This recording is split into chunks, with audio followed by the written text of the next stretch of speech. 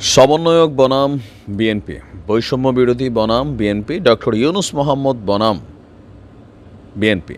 আমরা মোটামুটি এভাবেই আপাতত বলতে পারি, কারণ বিশ্ব পরিসরে গিয়ে গতকালকে ডক্টর মোহাম্মদ ইউনুস সাহেব যে বক্তব্য দিয়েছেন, এতে কিছুটা কি বলা হয় যে ধরেন বিএনপির জন্য সুসংবাদ বলবো নাকি পরবর্তী সময় এই দোষটা বিএনপির কাঁধেই পড়বে। যে যেমন ধরেন যে আমরা তো চাইছিলাম এত শত শত ছাত্রদের জীবনের বিনিময়ে যে জুলাই অভ্যুত্থান ঘটেছে, বাংলাদেশকে নিয়ে যে নতুন স্বপ্ন আমরা দেখেছিলাম, বিএনপির জন্য পারি নাই ভাই। কেন? কারণ বিএনপি নির্বাচন নিয়ে এমন একটা অবস্থানে চলে গেছিল যে এই অন্তর্বর্তী সরকার বাধ্য হয়ে পড়ে আপনার নির্বাচন দিয়ে দিয়েছে। জনগণের উপরে একটা কী বলা হয় যে দায়িত্ব ছেড়ে দিয়েছেন ডক্টর মোহাম্মদ ইউনুস। তো হু ইজ জনগণ? ডক্টর মোহাম্মদ ইউনুসের এই জনগণের একটা বিশাল অংশ ডক্টর মোহাম্মদ ইউনুসের বিপক্ষে।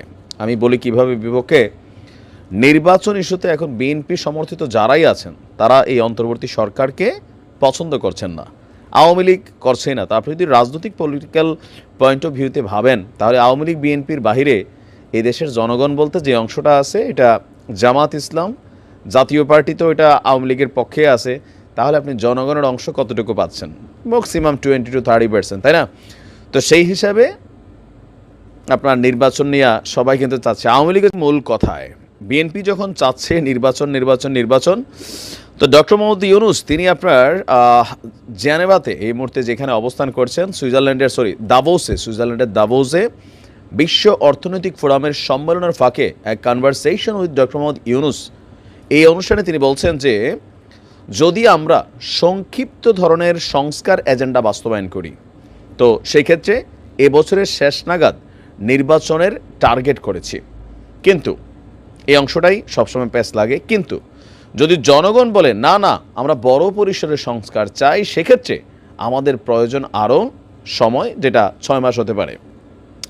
তিনি বলছেন যে জনগণ কি সিদ্ধান্ত নিতে হবে তারা স্বল্প নাকি বড় ধরনের সংস্কার চান। বড় ধরনের সংস্কার হলে 2026-এর মাঝামাঝি, আর ছোট ধরনের সংস্কার হলে এবছরের শেষ নাগাদ নির্বাচন হবে।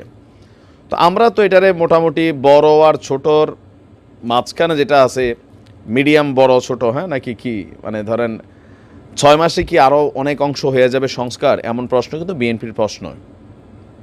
তো তার এই বক্তব্য তিনি যেটা দিয়েছেন যে সংস্কার কমিশনগুলোর রিপোর্ট এলে জনগণ এবং বিভিন্ন রাজনীতির সঙ্গে আলাপ আলোচনা করা হবে। কমিশনের যেসব সুপারিশ গ্রহণ করা হবে সেগুলি বাস্তবায়ন করা হবে। সব দল এবং নাগরিক সংগঠনের ঐক্যমতের ভিত্তিতে আপনার জুলাই চার্টার করা হবে। জুলাই চার্টারের ভিত্তিতেই নির্বাচন সহ আমাদের কর্মপন্থা শুরু করব। জনগণ কী ধরনের নির্বাচন চায় সেটা জানা ছাড়া আমরা নির্বাচনে যেতে পারি না। বাংলাদেশের তরুণরা মানব ইতিহাসের সবচেয়ে শক্তিশালী প্রজন্ম দাবি করে তিনি বলছেন, আমি তরুণদের বলেছি তোমরা পুরনো প্রজন্মকে ফলো করো না, আমরা অনেক ভুল করেছি। তো এখানে হু ইজ দ্যাট মানে পুরনো প্রজন্ম? রাজনীতির দিক থেকে আওয়ামী লীগ এবং বিএনপি। তো ভোটারের বয়সটাও তিনি আপনার 16 হওয়া উচিত তিনি মনে করছেন।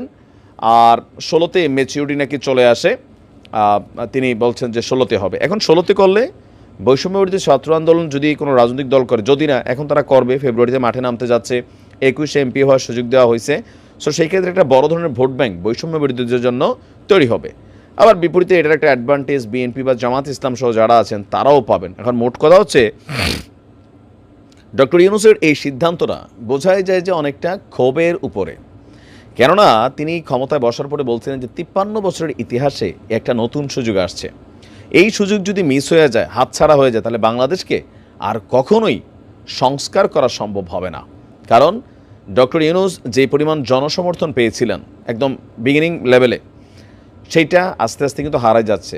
ইউনুস সাহেবের হারানোর মেইন রিজন হচ্ছে আপনার এই মুহূর্তে সরকারের পলিসিগত অনেক জায়গাতে অনেক ঝামেলা আছে। দ্রব্যমূল্যের দাম বাড়ছে, ভ্যাট ট্যাক্সের ইস্যু চলে আসছে, অনেক কলকারখানা বন্ধ হয়ে গেছে, আইনশৃঙ্খলা বাহিনীর চরম অবনতি আছে বিভিন্ন জায়গায়। আবার যেই শক্তিটা একত্রিত করেছিল সারা বাংলাদেশকে আওয়ামী লীগের বিপরীতে, সেই শক্তিটা নিজেরাই একে অন্যকে মারে, একে অন্যের বিরুদ্ধে মামলার অবস্থান নিচ্ছে, তারপর হচ্ছে কমিটি নিয়ে দৌড়াদৌড়ি হচ্ছে। আবার মানে নানান ধরনের মোটামুটি আমরা দেখছি যে সর্বঙ্গে একটা ব্যথা টাইপের অবস্থান তৈরি হয়ে গেছে। তো ডক্টর মোহাম্মদ ইউনুসের এই সিদ্ধান্ত নেটিজেনরা ভাবছেন যে তিনি আসলে ক্ষোভে, রাগে যদিও তিনি খুব বেশি কথা বলেন না, কারণ তাকে নিয়ে যে যত সমালোচনা করুক তিনি অনেকটা নীরব থাকেন। তো তার এই সিদ্ধান্তটা আসলে তার মন খুশি হওয়া যে সিদ্ধান্ত, যে না আমারে বসাইছিল জনগণ, তো আমি মন মতো বাংলাদেশটার আগায় নিতে পারছি বা সংস্কার করছি যেন আগামী প্রজন্ম আমাকে মনে রাখে।